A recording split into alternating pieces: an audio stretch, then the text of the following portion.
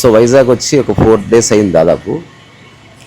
So YouTube ద్వారా నా మాటలు వింటూ వాళ్ళంతకు వాళ్ళే స్పందించి ఎంతోమంది మిత్రులు కలిశారు అన్కండిషనల్గానే.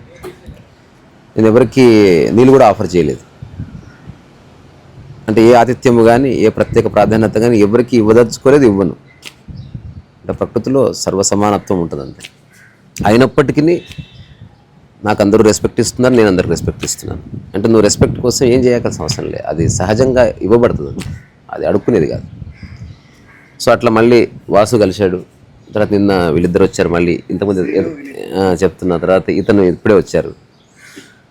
సో వాళ్ళంతకు వాళ్ళే అనుభూతి చెందింది. అంటే సైకలాజికల్ ఫిల్మ్లో ఎట్లా చాలా ప్రశ్నలకి జవాబులు ఉండవు అనిపించినప్పుడు ఏదో నేను చెప్పిన మాట ఏదో వాళ్ళకి నచ్చి అక్కడి నుంచి వాళ్ళు స్పందించడం జరిగింది. ఈరోజు ఊరికే వాళ్ళు రకరకాల విషయాలు చెప్తే నేను వింటాను, నాకు ఏదైనా అనిపిస్తే చెప్తా. నేను ఇంతకుముందు చెప్పిన నిన్నటి గురించి, నిన్న మార్నింగ్ 4 to 11 నైట్ పడుకునేంత వరకు మధ్యలో అలసిపోలేదు అసలు. అంటే ఈవినింగ్ వచ్చేటప్పుడు దారిలో బస్సులో వచ్చేటప్పుడు నిద్ర వచ్చింది, పడుకోలేదు. చిన్న అలా ఉన్నా జస్ట్ మొబైల్ చూస్తూ జనరల్గా మీరు కలుస్తానని మిమ్మల్ని అతనికి ఫోన్ చేసా, బాలు గారికి ఫోన్ చేస్తూ ఆ దేశంలో ఉన్నాం. మధ్యలో డిస్కషన్స్ మామూలుగా జనరల్గా ఫ్యామిలీ డిస్కషన్స్ డాడీతో.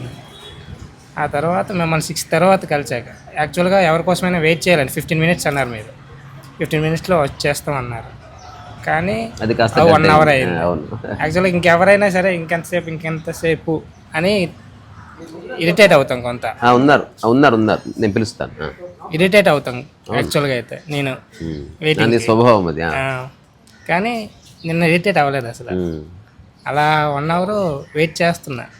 అంటే ఒక 1/2 hour వెయిట్ చేసా, ఇంకో 1/2 hour ఇంకో ఇద్దరు వచ్చారు చూసా, వాళ్ళతో మాట్లాడాను. అలా అయిపోయింది. ఇంతలో వచ్చారు మీరు. ఆ తర్వాత యాక్చువల్లీ నిన్నంతా రెస్ట్ తీసుకోవాలి. అసలు ఈ మధ్యాహ్నం పడుకోవాలి. యాక్చువల్లీ నేను ఎప్పుడు పడుకుంటాను జనరల్గా 1/2 hour 1 hour 2 hours. నేను పడుకోకుండా 11 వరకు ఎనర్జెటిక్గా ఉన్నాను మిమ్మల్ని కలిసాక. అదే ఇంతకుముందు చెప్పాను కదా, ఏదన్నా ఒక ప్రశాంతంగా ఉన్న దాన్ని కలిసినప్పుడు మనసు ఆటోమేటిక్గా ప్రశాంతతకు లోనవుతుంది. మనసు అనేది ఒక ప్రతిబింబం. ప్రకృతిని చూస్తే మనకు ఎందుకు బాగుంటుంది అంటే మనసు ప్రకృతిని అది రిసీవ్ చేసుకుంటుంది పర్ఫెక్ట్గా, అంతే. అంతకుమించి కలిసిన తర్వాత అక్కడ మామయ్య వాళ్ళ ఇంటికి వెళ్ళా, అంకుల్ వాళ్ళ. అక్కడికి వెళ్ళాక ఏం లేదు అసలు, ఫ్రీగా ఉన్నాను. ఏదో ముందు నార్మల్గా ఏవైనా ఆలోచనతో ఉంటా, అక్కడికి వెళ్ళాక ఇప్పుడు మాత్రం నిన్న మాత్రం క్యాజువల్గా ఫ్రీగా ఉన్నా. ఎలా అంటే ఇంకేం లేదు లోన. జనరల్గా మీరు ఎలా ఉండమన్నారో అలా ఉన్నా. అదే మనసు డీమార్ట్ లాగా ఉంచుకుంటామా, లేకపోతే మన డస్ట్బిన్ లాగా ఉంచుకుంటామా, గర్భగుడి లాగా ఉంచుకుంటామా, మన ఛాయిసే. ఏం ఉండకపోతేనే మనసు చాలా బాగా పనిచేస్తుంది. చాలా ఉన్నప్పుడు అది వీక్ అయిపోతుంది. ఏ ఆలోచన లేని వాడికి వచ్చే ఆలోచన చాలా బాగుంటుంది, వాడు వెంటనే ఆచరిస్తాడు. ఇవన్నీ మనసుకు సంబంధించిన కొన్ని. అయ్యా మీరు చెప్పండి, మీకు తోచింది మాట్లాడండి, ఇంతసేపు మాట్లాడింది అంతా చెప్పండి. అయితే మనకి నేను రేసాగారిని కలిసి ఒక 3 సంవత్సరాలు అవుతుంది. అంటే ఫోన్లోనే మాట్లాడాను, కానీ ఎప్పుడు కూడా తను నన్ను పర్సనల్గా కలవనన్న మాట అసలు వాడలే. ఇంతమంది గురువులు ఉన్నారు, కానీ ఎవరినైనా కదిపితే రండి మాట్లాడదాం అంటారు. కానీ రేసాగారు వద్దు, ఫోన్లో మాట్లాడుకుందాం చాలు, మీరు నన్ను పర్సనల్గా కలవాల్సిన అవసరం లేదని సార్. అక్కడే నేను ఒక మిరాకిల్ జరిగింది. అసలు ఏంటి, ఏదో జరుగుతుంది చూద్దాం అని అది ఆ డిబేట్ కంటిన్యూ చేశాను. నేను కంటిన్యూ చేసిన తర్వాత నాకు వచ్చిన క్లారిటీ ఏంటంటే, ఎంతవరకు భూమి మీద అసలు అంటే నేను విన్నంత వరకు రేసాగారు ఇచ్చిన క్లారిటీ మటుకు ఎవ్వరు ఇవ్వలే. నా భూతో నా భవిష్యత్తు అనుకోవచ్చు. అంటే ప్రపంచాన్ని ప్రకృతిని వేరు చేయడం ద్వారా మనకి ఎంత క్లారిటీ వస్తుందంటే, మనం చేసే ప్రతి పని యందు కూడా మనం సంపూర్ణంగా లగ్నం అవుతాం.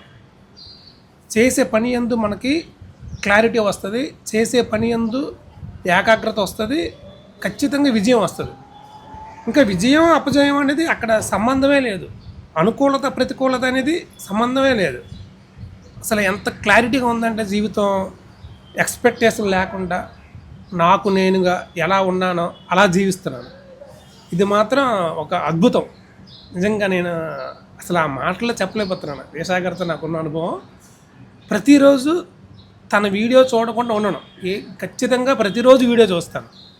అవకాశం ఉన్నంత వరకు మీరు ఏ స్థితిలో ఉన్నప్పటికీ కూడా, అంటే మీరు సాంప్రదాయవాదులు అయినప్పటికీ, లేదంటే రమణ మహర్షి మార్గం ఫాలో అయ్యి అద్వైత మార్గంలో ఉన్నప్పటికీ కూడా ఒకసారి చూడండి, ఒక్కసారి వినండి, మీకు ఒక మంచి క్లారిటీ వస్తుంది. ఇంకో సెకండ్ ఒపీనియన్ దగ్గరికి వెళ్ళవలసిన అవసరం ఉండదు. అంటే మనం ఒక సరైన సర్జన్ దొరికాడు అనుకోండి, అస్సలు మనకి ఇంకో సర్జన్ గురించి ఆలోచిస్తామా? అవసరం లేదు. అలాంటి సర్జన్ మాట. ఇంకా మీరు ఇలాంటి సర్జన్ని మీకు దొరకరు. 100% నాకు వచ్చిన క్లారిటీ అయితే ఎంత ఫ్రీ అయిపోయానంటే అంత ఫ్రీ అయిపోయాను. ఈ ప్రయాణం ఎంతకాలం కొనసాగుతుందో తెలియదు, కానీ ఉన్నంతకాలం హ్యాపీగా ఉంటుంది. అంటే నా సాధన కంప్లీట్ అయిపోయింది, ప్రయాణం మాత్రం కొనసాగుతుంది. ఇది అల్టిమేట్ మాట. సాధన కంప్లీట్ అయిపోవడం అంటే చిన్న మాట కాదు. దాంతో కొట్టుకు తెచ్చారు జనాలు, నేను కొట్టుకు తెచ్చాను. అంటే ఇప్పుడు 2025 కదా, 22 వరకు కూడా ఏదో చేయాలి, ఇది చేస్తే అది వస్తుంది, అది చేస్తే ఇది వస్తుంది, ఈ పూజ చేస్తే ఆ లాభం వస్తుంది, ఆ వ్రతం చేస్తే ఈ లాభం వస్తుంది. మామూలుగా లేదు మైండ్. ఎంతగా ఇబ్బంది పడ్డానంటే ఎన్నోసార్లు అతను చెప్పినట్టు గోడ బతుకున్నాను, కానీ సమాధానం రాలే. కానీ రేసాగర్ రూపంలో సమాధానం వచ్చింది. ఇది అల్టిమేట్ అండి. దయచేసి నేను రిక్వెస్ట్ చేసేది ఒకటి, అందరినీ యూట్యూబ్ మిత్రుల్ని, ముందు వినండి చక్కగా. అవకాశం ఉన్నంత వరకు మీరు పాటించండి. అంటే మీ కెపాసిటీని దాటి పాటించడం అవసరం లేదు. ఇక్కడ మీరు అర్థం చేసుకోవడంలోనే అవగాహన పెరిగిపోతుంది. అర్థం చేసుకోవడంలోనే ఆధ్యాత్మికత శోభిల్లుతుంది తప్ప సాధనలోనో లేకపోతే ఏదో చేయడంలోనో అది మీకు అందదు, ఎప్పటికీ అందదు.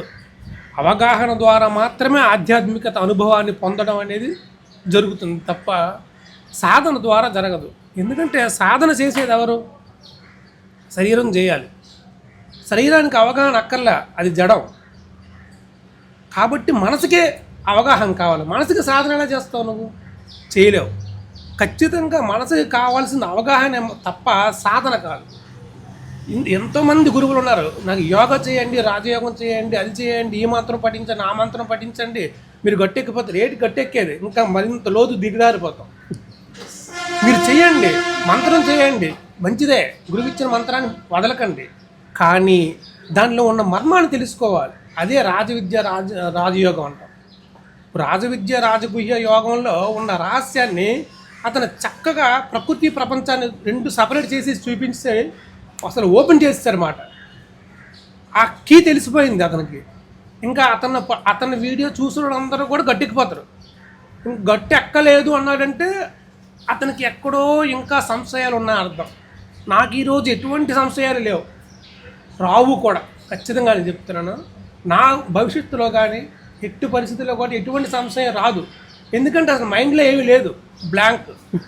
మాట్లాడాలంటే మాట్లాడతాను, మాట్లాడకూడదు అనుకుంటే ఊరుకుంటాను. ఎక్కడ అవసరమో ఎంత అవసరమో అంతే మాట్లాడతాను.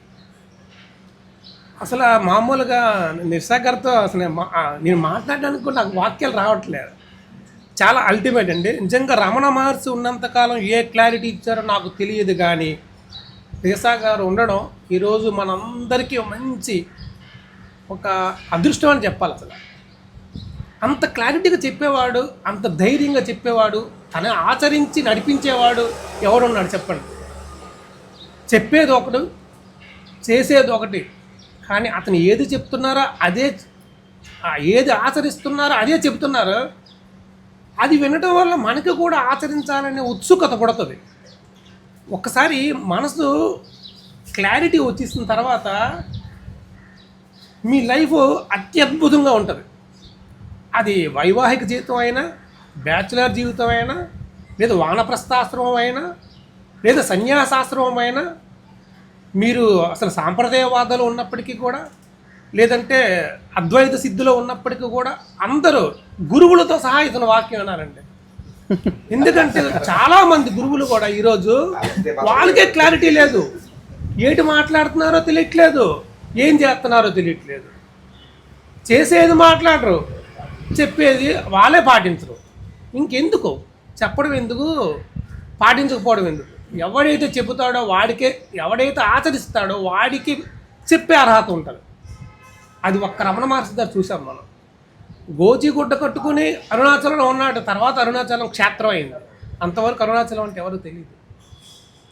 అతను ఉన్న తర్వాత తెలిసింది అది అరుణాచలం ఒకటి ఉంది అని. నిజంగా ఆ అద్భుతాన్ని మనం చూడలేదు ఈ కళ్ళతో. నిజంగా ఈరోజు రిసాగారిని చూసినప్పుడు నాకు అసలు మాట్లాడిన తర్వాత కళ్ళని నీళ్ళు ఆగల. ఈరోజు అసలు వచ్చి రాగానే అతను కౌగిలించుకున్నాడు, చాలు, ఇంకంతకనే ఒక్కల్లా. ఎందుకంటే మనం రమణ మహర్షిని కౌగిలించుకోలేదు, ఒక రిసాగారిని కౌగిలించుకున్నాను ఈరోజు. ఇంతకంటే నాకేం కావాలి చెప్పండి. అసలు అంటే నేను కలిసి అతను ఏదో ప్రశ్నలు అడగాలి, ఏదో సమాధానం పొందాలని రాలా, జస్ట్ ఒక హగ్గు చేసుకోవడానికి వచ్చానండి. నిజంగా నాకు చాలా హ్యాపీ. ఒకసారి హగ్ చేసుకున్నాను. ఇంకా రిసాగారిని తర్వాత ఫోన్లో మాట్లాడుకుంటే అవసరం ఏం లేదు, అసలు మాట్లాడవలసిన అవసరం కూడా ఉండదని అనుకుంటున్నాను నేను. ఎందుకంటే నాకు నా జీవితంలో క్లారిటీ వచ్చింది. నేను ఎవరికి చెప్పినా క్లారిటీగానే మాట్లాడతాను, ఇంకా నేను మాట్లాడాల్సిన అవసరం కూడా లేదు. థ్యాంక్ యూ అండి రిసాగారు, థ్యాంక్ యూ వెరీ మచ్. అలాగే నువ్వు మాట్లాడు, నువ్వు మాట్లాడు, ఎవరో ఒకరు. ఈరోజు వైజాగ్లో కాంతారేశ్వరి గారిని కలిసాము, చాలా ఆనందంగా ఉంది. నిన్న కలిసాము, మరి ఈరోజు కూడా కలిసాము, మళ్ళీ కలవాలనిపిస్తుంది. నేను ఎప్పుడు హైదరాబాద్ వెళ్ళాలి, కాంతారేశ్వరి గారిని కలాలి అనేసి ఆయన వీడియోల ద్వారా అంతా కనెక్ట్ అయ్యాము. కనెక్ట్ అయిన తర్వాత ఈ విషయాన్ని ఎవరికి చెప్పుదామా అని ఆందోళనగా ఉంటుంది. ఎందుకంటే మంచి విషయము, అందరూ బాగుపడతారు. యాక్చువల్గా యూత్ ఫర్ ట్రూత్, యూత్కే అవసరం, ఇది యూత్కే ప్రధానంగా అందాలి ఇది. అలాంటిది నాకు ఆనందం ఏంటంటే మా భార్య కనెక్టింగ్ అయింది, మా అత్తగారు కనెక్టింగ్ అయ్యారు, మా అబ్బాయి అది వెళ్దాం నాన్న అనేసి నిన్న ఆతృతని అప్పటికప్పుడు బయలుదేరి బాలు గారికి ఫోన్ చేస్తే వైజాగ్లో ఉన్నామని అంటే 11 వరకు ఉంటామంటే మేము ఎలాగైనా కలాలని ఆందోళనతో కలిసాము. మాకు చాలా ఆనందంగా ఉంది. నేనైతే చాలా ప్రయోగాలు చేశాను, ఎన్నో యోగాలు చేశాను, ఎన్నో ధ్యానాలు చేశాను, అన్నీ చేశాను. కానీ ఈయన విషయంలో 100% కరెక్టు. ఎవరైనా ఆచరించాలనుకున్నా ఆయన ఆచరించారు కాబట్టి మనం ఒక తిరుగు లేకుండా ఆచరించి మనం కూడా ప్రయోజనం పొందాలని నేను చెప్తున్నాను.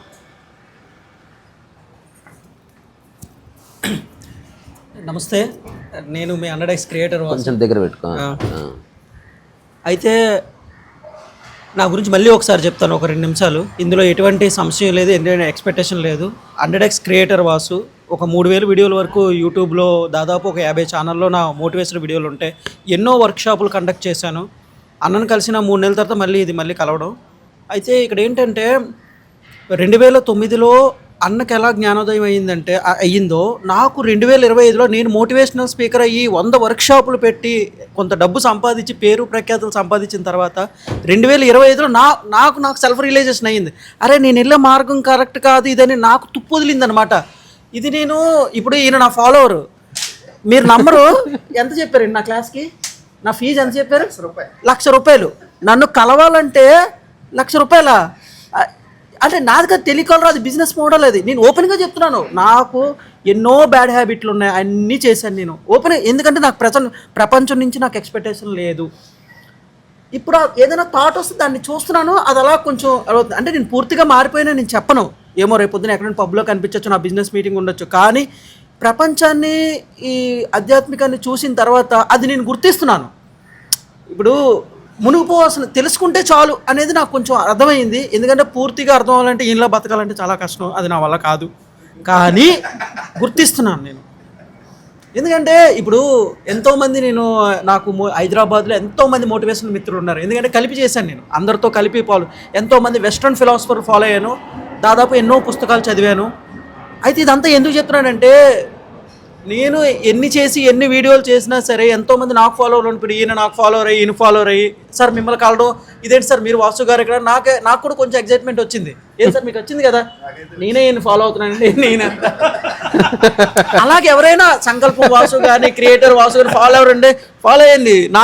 నాకు జిడ్డు ఉన్న తుప్పు వదిలేస్తుంది మీకు అవ్వాలి. నా వీడియోలు ఇంపాక్ట్లో ఉన్నాయి, ఎంత బోల్డ్ ఉన్నాయి అని అంటే నాకు నేను చెప్పుకోనన్నా. కానీ మళ్ళీ వీడియోలు చేస్తాను. ఎందుకు? ఇప్పుడు 8 సంవత్సరాలు మోటివేషన్ రంగంలో ఉండి నాకే తుప్పు వదలడానికి ఇంత టైం పట్టిందంటే సామాన్యుడు ఒక పామరుడిని తీసుకుంటాను, చదువులేని వ్యక్తిని, MBA చదివిన వ్యక్తి, ఈ సైకాలజీ తెలిసిన వ్యక్తిని నాకే ఎంత పట్టిందంటే చదువులేని వ్యక్తికి ఏముంటుంది? సో ఇటువంటి వాళ్ళని గుర్తు పెట్టుకొని నేను వీడియోలు చేస్తాను, కానీ అన్న కంటెంటే దాన్ని కాస్త మోడరేట్ చేసి చెయ్యాలనేది నా ఉద్దేశం. అయితే ఒకటన్నా సబ్జెక్ట్లోకి వద్దాం. ఇప్పుడు ఇప్పుడు మా సబ్జెక్ట్ ఏంటంటే, ఇప్పుడు ఏది చెయ్యాలన్నా ఎదురు చూడడం అనే కాన్సెప్ట్ ఉంటుంది. ఈ ఎదురు చూడడం అనేది అన్న తీసాడు.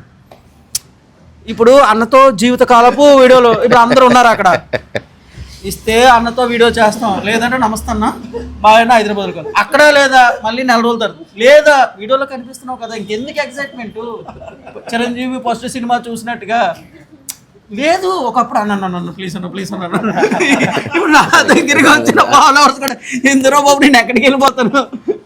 ప్రజలే గుర్తింపు ఇచ్చారు, ప్రజలే డబ్బులు ఇస్తారు, ప్రజలే ఇవన్నీ చేస్తారు, ఎవరు ఎక్కడికి పోరు. అయితే ఇవన్నీ ఎందుకు మాట్లాడుకోవాలంటే, ఎంత తలుచుకున్నా మళ్ళీ ఒకసారి మైండ్కి కన్ఫర్మేషన్ బయాస్ ఉంటాయి సైకాలజీలో. ఈ కన్ఫర్మేషన్ అవుతూ ఉండాలి మీరు చెప్పిన సిద్ధాంతం అదే పద్ధతిలో కూడా. మనతో పాటు ప్రయాణించే వాళ్ళని కూడా మనకు కొద్దిగా సహాయం చేసే అవకాశం ఉంటుంది. ఇప్పుడు ఇంత ఈ స్థితిలో రేసా గారు ఉండి కూడా ఎందుకు వీడియో చేస్తున్నారు? తన జీవితం మనకు కొంతమందికి ఉపయోగపడుతుందనే కదా. ఏదో అంటే ఉపయోగపడకపోవచ్చు, అతను ఎక్స్పెక్ట్ చేస్తున్నాను అంటూ లేదు. కానీ వర్షం పడుతున్నప్పుడు ఆ నీరు కుళ్ళు కాలంలో పడుతుంది, ఒక దీంట్లో పడుతుంది, ఎలా పెట్టారు, అది వర్షం పడుతున్నప్పుడు ఏంటంటే కొంత నీరు కుళ్ళుకాలో పడుతుంది, కొంత నీరు చెరువులో పడుతుంది, కొంత నీరు సముద్రంలో పడిపోతుంది. అంటే మనకి కొంత నీరు వేస్ట్ అవుతుంది. అలాగే యూట్యూబ్ చేస్తున్నప్పుడు కూడా కొంత వేస్ట్ అవుతాయి, కానీ వేస్ట్ అవుతున్నాయన్న స్పృహలో కూడా అతను లేరు. అంటే అది చేయడం అంటే ఒక వర్షం కురుస్తుంది, ఉపయోగించుకున్నాడు ఉపయోగించుకుంటాడు, ఉపయోగించుకోలేనాడు వదిలేస్తాడు. అంటే ఇలాగ ఎక్స్పెక్ట్ చేయకుండా జరుగుతున్నప్పుడు ఏం జరుగుతుంది అంటే అద్భుతాలు జరుగుతాయి జీవితాలు.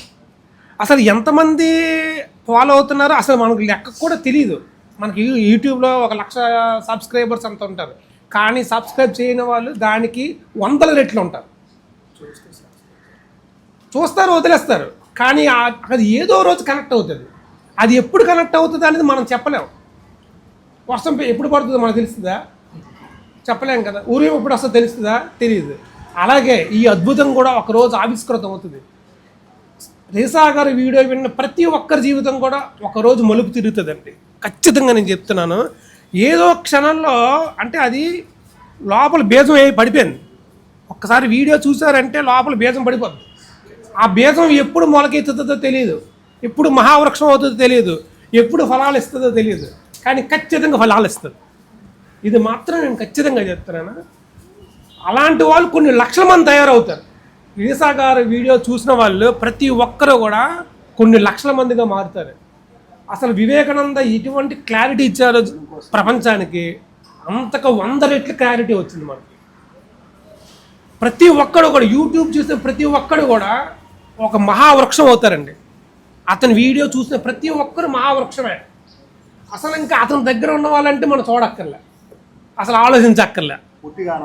అసలు మామూలుగా అసలు ఒక్కసారి అతని వీడియో విన్న తర్వాత ఆనందం నాకు రాలేదు అంటే అది సరిగ్గా వినలేదని అర్థం. నేను ఖచ్చితంగా చెప్తున్నాను. విన్నాడంటే పడిపోయాడని లెక్కే, అయిపోయింది. విన్నాడు అంటే అది క్లారిటీ వచ్చిందని లెక్క జీవితం మీద. అది ప్రకృతి పరంగా అయితేనేమి, ప్రపంచ పరంగా అయితేనేమి, ఒక్క వీడియో చాలు, 100 వీడియోలు చూడక్కర్లా. ఒక్క వీడియో చూస్తే అతనికి అసలు క్లారిటీ వచ్చేస్తుంది జీవితం మీద. జీవితం మీద క్లారిటీ వచ్చేస్తే ఇంకేం కావాలి చెప్పండి, అది మహావృక్షం అయిపోద్ది. అది అక్కడి నుంచి ఏమి జరగదో, ఏం జరుగుతుందో తెలియదు. అసలు ఏం జరుగుతుందో కూడా అసలు మనకి అంచనా కూడా దొరకదు. ఇప్పుడు మహావృక్షం వచ్చిన తర్వాత కొంతమంది రాళ్ళు ఇచ్చి కొడతారు, కొంతమంది దోణితో తీసుకుంటారు, కానీ తింటారు కదా, ఆ ఫలం అందుతుంది కదా.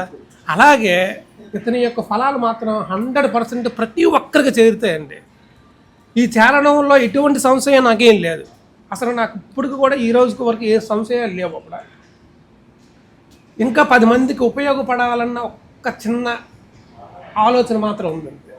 అంటే ఆ మహావృక్షం 100 మందికి నీడనివ్వాలి, అది నా ఉద్దేశం. నువ్వు ఏదో చెప్తున్నావు, మీరు మాట్లాడండి. నాదేం లేదు, అంతే. చెప్పు. నాదేం లేదు, ఏం లేదు. ఇప్పుడు అంటే ఒక్కటే నేను చెప్పింది, ఎవరైతే ఊరికి ఆలోచిస్తున్నారో అప్పటి వరకు అది నాది నీది ఉంది. ఆచరిస్తే నాదంటూ ఏం లేదు ఇంకా. అది అప్పుడు వాళ్ళదే. అంటే ఇప్పుడు ఎవరెవరైతే అర్థం చేసుకుంటున్నారో అది దట్ బిలాంగ్స్ టు దెమ్, నాకే సంబంధం లేదు. అయితే ఇప్పుడు మనం చేస్తున్నాం కదా, ఇప్పుడు మన ఈ పద్ధతులన్నీ ఇంతకుముందు ఇంట్లో పాటించమని కాదు, ఇప్పుడు పాటిస్తుంటే ఇంట్లో డిఫరెంట్గా చూస్తున్నారు. ఎలా ఉంటుందంటే ఇంట్లో నైట్ పడుకునేటప్పుడు అందరూ ఉంటారు కదా, ఏదో పనికిమాలిన విషయాలు మాట్లాడతారు. ఎందుకు రాని కోసం ఇల్లు ఒక పిచ్చాసుపత్రి. ఇంట్లో చిన్న చిన్న విషయాలు, అది నాకు అర్థమవుతుంది, ఇది చిన్న విషయం, దీనికోసం ఇంత డ్రాగ్ చేయాల్సిన అవసరం లేదు అని. కానీ నేనేం చేసినంటే అక్కడి నుంచి వెళ్ళిపోతున్నాను నేను. జనాలకి ఇంట్లో వాళ్ళకి ఏం అర్థం అవుతుంది అంటే వాళ్ళు మనకేదో అయింది అనుకుంటారు, కానీ అర్థం కాలేదు, చెత్త నుంచి దూరం అవుతున్నాం అనేది. అంటే ఎవరిని ఏ ఇంట్లో వాళ్ళని తక్కువ చేయట్లేదు. నా ఉద్దేశం ఏంటంటే, ఫస్ట్ ఆఫ్ ఆల్ అన్న ఒక వీడియోలో చెప్పాడు ఎంత అవసరమైందో అంతవరకే మాట్లాడాలని. ఒకవేళ అనవసరమైంది ఎక్కువ మాట్లాడితే అన్నిసార్లు నీ మనసుని ఇబ్బంది పెడుతున్నావు. సో మాట మెమొరీలా ఉండిపోద్ది. ఇప్పుడు నేను ఏదైతే అయిందో ఇల్లు కొంచెం ప్రశాంతంగా, ముందు నేను గట్టుమే పడ్డాను, తర్వాత వాళ్ళు మాట్లాడుతుంది. ఇప్పుడు టీ తాగడానికి ఇంట్లో మార్నింగ్ కలుస్తాం మనం, టీ కూడా లోనికి పంపించేయండి అంతే. ఇది నా ప్రపంచం. ఇంకోటి ఏంటంటే, నేను వైజాగ్ వాస్తవ్యుని కదా, ఇక్కడే MBA చదువుకొని హైదరాబాద్లో వచ్చి 10 సంవత్సరాలు ఉన్నాను. అక్కడే బ్యాంకింగ్లో జాబ్ చేసి మోటివేటర్ అయ్యాను. అరే వైజాగ్ మిస్ అయిపోతున్నానేమో అని అనిపించేది. మళ్ళీ ఇంకో క్లారిటీ, హోమ్ సిక్ అనేది ఉండకూడదు. ప్రతిదీ మన ఇల్లే, ప్రతి మనిషి మన వాళ్ళే. అక్కడ నాది అనేది ఇది పోయింది. ఎప్పుడైతే ఇప్పుడు నా ప్లేసు నీ ప్లేసు అనేది తీసామో ఇంకా ప్రతిదీ మన ప్లేసే కదా. సో ఇప్పుడు చాలామంది జీవితాల్లో అమెరికాలో ఉండొచ్చు, లేదంటే వేరే వేరే కంట్రీలో ఎక్కడైనా ఉండొచ్చు, దుబాయ్లో ఉండొచ్చు, ఫ్యామిలీని వదిలి. ప్రతిదీ మీ ప్లేసే అని అనుకున్నారంటే అక్కడ మీ సంశయం అనేది పోతుంది. అలాగే మూడోది ఏంటంటే ఎదురు చూడటం అనమాట. ముఖ్యంగా ఇది చాలామందికి తెలియని, ఇప్పుడు అన్నకి 2009లో ఎలాగా వదిలిందో నాకు 2025లో వదిలినట్టుగా ఎంతోమంది యూట్యూబ్ ఛానల్లో లా ఆఫ్ అట్రాక్షన్ అనే పేరుతో ఎదురు చూడండి అనే కాన్సెప్ట్ని, ఒక లేని కాన్సెప్ట్ని క్రియేట్ చేస్తున్నారనమాట. ఏ పని కూడా ఎదురు చూడొద్దు, నీ కళ్ళ ముందు ఉన్న పనిని చేసుకుంటూ పోవాలి. అన్న ఒక వీడియోలో చెప్పాడు, అన్న నాకు ఏ పని లేదంటే పెద్ద పని చిన్న పని లేదు, ఉళ్ళూడిచే ముందు అది ఊడు అని ఏదో ఒక వీడియోలో చెప్పారు. అది నాకు బాగా గుర్తుంది. సో మన కళ్ళ ముందు ఉన్న పని చేస్తుంటే ఆటోమేటిక్గా మన పనిలో నిమగ్నం అయిపోవచ్చు. ఇంకొక అద్భుతం ఏంటంటే, మీకు ఒక అద్భుతం చూపిస్తాను, అంటే ఇది మీకు ఉపయోగపడచ్చేమో, అందరికీ ఉపయోగపడాలనే ఉద్దేశంతో నేను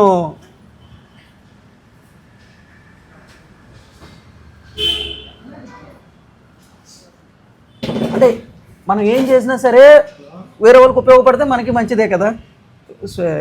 లోక కళ్యాణం విశ్వ కళ్యాణం అంటారు. ఇది కలర్ నోట్ యాప్ అనమాట. ఇందులో కాంతరిస అన్న చెప్పే ఏదైనా ఒక వీడియోలో చెప్పే పాయింట్లు ఏమైనా ఉంటే మీరు కూడా కొన్ని రాసుకోండి. అంటే అడ్వైజ్ చేయట్లేదు, మీకు నచ్చితే రాసుకోండి. తద్వారా అన్నని కలవాలి. ఇప్పుడు అన్న నాకు నెంబర్ ఇచ్చి దాదాపు ఒక 6 నెలలు అవుతుంది. 6 నెలలు పరిచయమే, నాకు 4 నెలలు 5 నెలలు. ఒకసారి కూడా నేను అన్నకు ఫోన్ చేయలే. ఎందుకు? మనం ఎవరిని డిస్టర్బ్ చేయరాదు. ఒకవేళ చేయాలనుకుంటే చేసి మాట్లాడచ్చు, కానీ ఆ పాయింట్లన్నీ రాసుకొని, ఏదైనా అన్ని పాయింట్లు అవసరం లేదు, కొన్ని పాయింట్లు మీరు కూడా ఇలా రాసుకుంటే అన్నం అంటే మాటలు మీ మైండ్లో ఉన్నట్టే. ఒకవేళ మీకు ఉపయోగపడితే ఈ టెక్నిక్ మీరు ఫాలో అవ్వండి. నేను ఫాలో అవుతున్నాను. యాజ్ 100x క్రియేటర్ వాసుగా 3000 వీడియోలు చేసే వ్యక్తిగా నేను చెప్తున్నాను. ఆ ఐడెంటిటీ కూడా ప్రపంచం కోసమే. ఇక్కడ ఆధ్యాత్మిక ప్రపంచం ఉంది కదా, ఇలాంటివి ప్రపంచంగా మీకు ఏదైనా ఉపయోగపడచ్చేమన్న ఉద్దేశంతో చెప్తున్నాను. ఒకవేళ ఉపయోగించుకోవచ్చు. అయితే ఎదురు చూడడం గురించి ఒకసారి మళ్ళీ వీలైతే చెప్పండి. అంటే జ్ఞానోదయపు యొక్క లక్షణాలు అని, అంటే ఎవరెవరైతే ఎన్లైటెండ్ అయ్యారో, ఎన్లైటన్మెంట్ ఏమీ లేదు, ఏదో నీలో అర్థమైంది, అది నువ్వు జీవిస్తున్నావు. దాని కనుక మనం భాషలో ఒకవేళ కన్వే చేయగలిగితే ఒక 3 కనిపిస్తున్నాయి ప్రొఫౌండ్గా.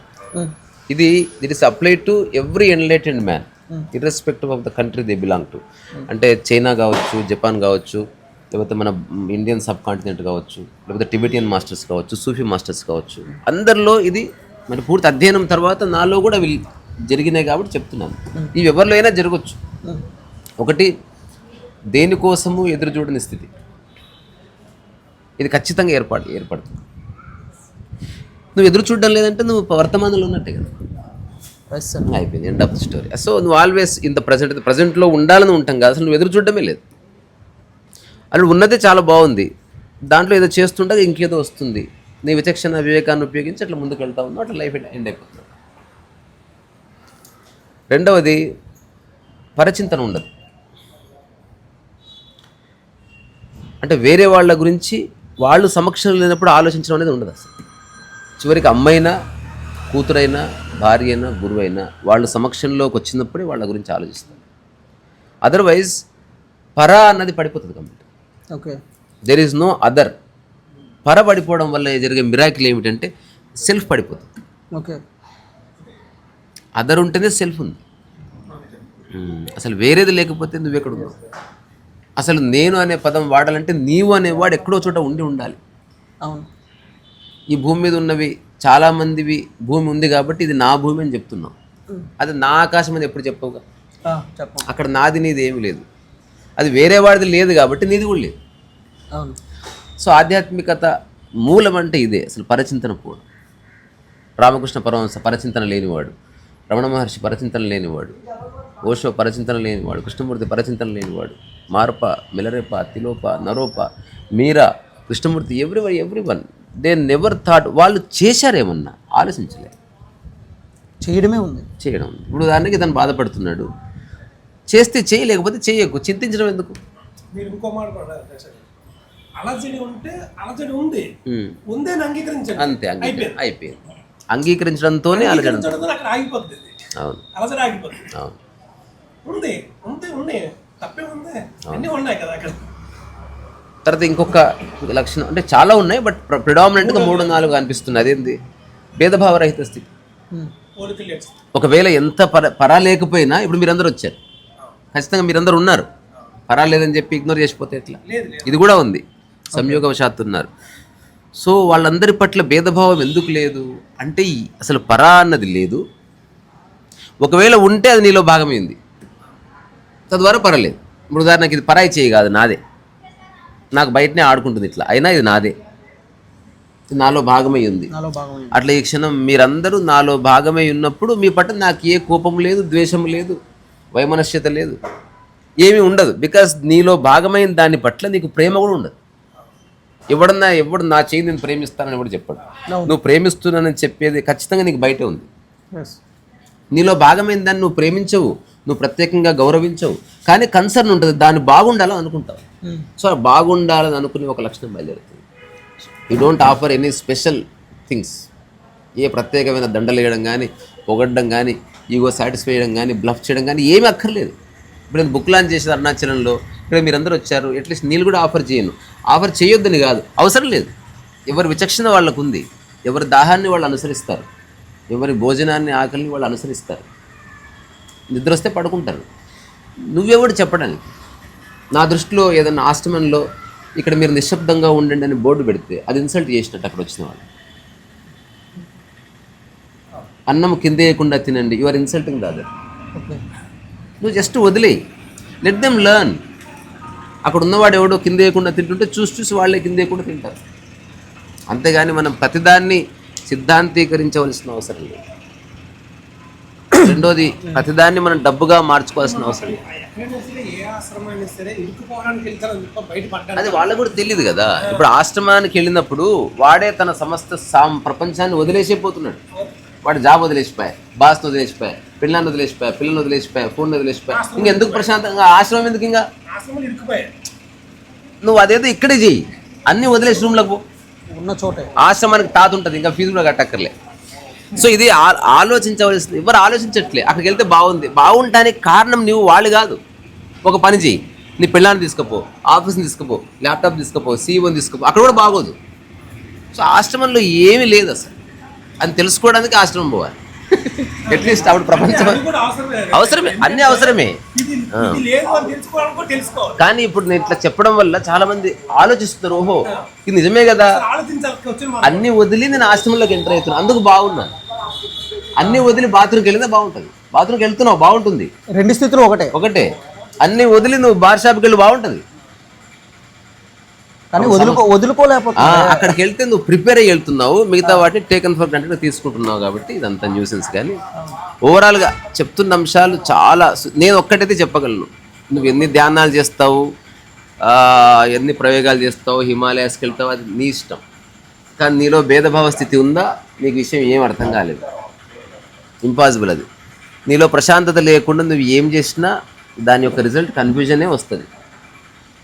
ఇంకోటి ఆధ్యాత్మిక పరంగా తెలుసుకోవాల్సినవి ఎక్కువ విషయాలు ఏమీ లేవు. ఏదైనా ఒక్కదాన్ని పట్టుకొని దాన్ని లైఫ్ అంతా ఆచరించి చూడు, ఏ ఒక్కటి పట్టుకుని అన్ని సిద్ధిస్తాయి. అన్నీ ఒకటి. అవును, ఏంటంటే మీరు ఒక మాట అన్నారు, పోలిక తీసే అన్నారు, అయిపోయాడు.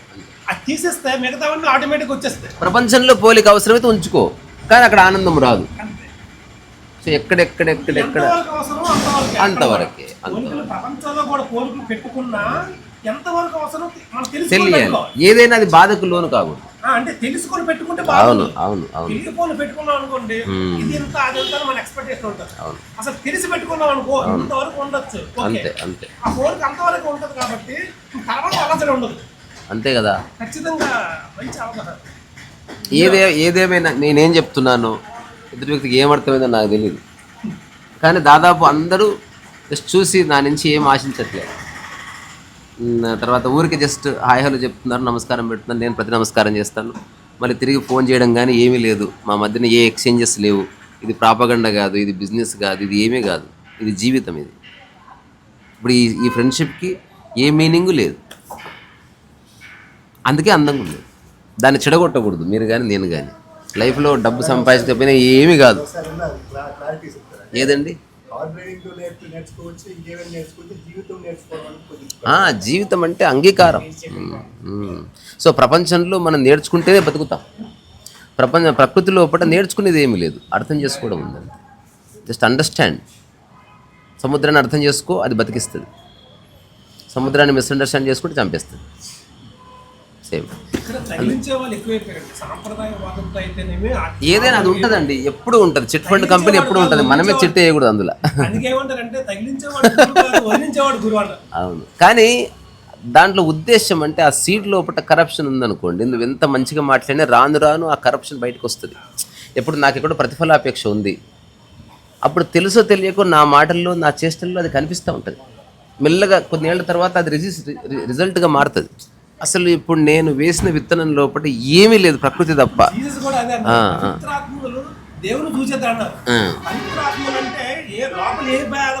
భేదం లేదు. అవును అవును. నేను చెప్పిన ఇంకో స్టేట్మెంట్ చెప్పి ముగిద్దాం. నేను మనిషిని అయితే అందరూ మనుషులే భూమి మీద.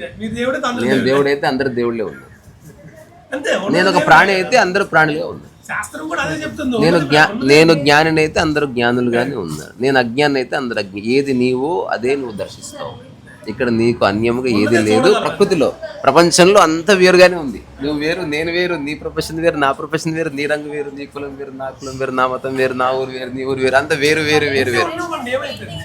ఇద్దాం నాన్న. సో ఇది మళ్ళీ మాట్లాడుకుందాం. ఇప్పుడు కాదు, నెక్స్ట్ వీడియో. అలాగే అలాగే అలాగే. ఎప్పుడైతే అప్పుడు, రేపు ఉంటాను. ఎప్పుడైతే ఎప్పుడు వీలైతే అప్పుడు. ఈరోజు యాక్చువల్గా రేపు వెళ్ళిపోదాం అనుకున్నా, కానీ అనిపించింది రేపు కూడా ఉందాం. ఇంకోసారి సముద్రంలో నా బిడ్డ అడిగింది, ఇంకోసారి నాందం పప్ప అంటే సరే నాందం ఏమో వస్తాను. రేపు ఉంటే వస్తాను. అలాగే తెలియదు, నేను చెప్తాను. సో ఇక్కడి నుంచే మీ అందరిలో ఉన్న సముద్రానికి శిరస్సు వంచి నమస్కారం చేస్తున్నారు ఈ సరస్సు వయసు అంటే ఉప్పు కూడా. Tata bye bye.